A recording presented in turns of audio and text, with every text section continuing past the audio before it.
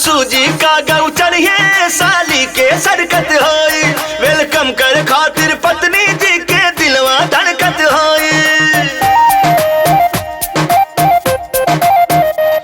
सासू जी का गौ चढ़िए साली के सरकत होई, वेलकम कर खातिर पत्नी जी के दिलवा धड़कत होई। ससुराल से बढ़िया ना कौनो धन दौलत ना खजाना, ससुराल के दीवाना ससुराल के दीवाना हम हैं, ससुराल के दीवाना दीवाना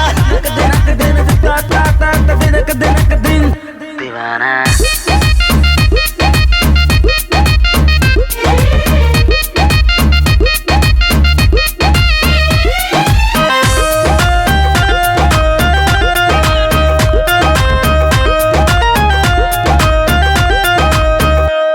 ससुरारी के गोलगप्पा, ससुरारी के जिलेबी, ससुरारी के छोला समोसा मजेदार, ऊपर से औरी हमर मूड ताजा करे, हर मूड ताजा करे हमर डार्लिंग जी के प्यार। सजनवा रे सही ससुरा के गुण गावत रहा, बलमुआ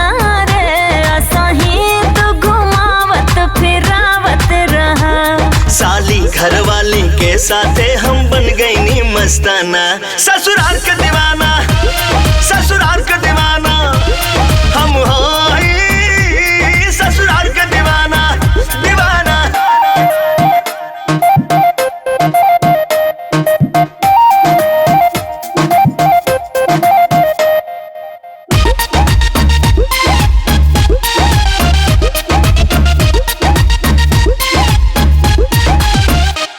ससुरारी के पान मसाला, ससुरारी के चाय, ससुरारी के प्यारी प्यारी साली के मजाक, और इतना सुख कहाँ केहू के मिले, बड़ा नीमन भाग बाटे हमर आए हाय हाय। सजनवा रे सुन के बड़ाई अगर आइले हम, बलमुआ रे तोहरा के पाके इतराइले हम। अरे सही लागल रही अब ससुरारी आना जाना, ससुराल के दीवाना।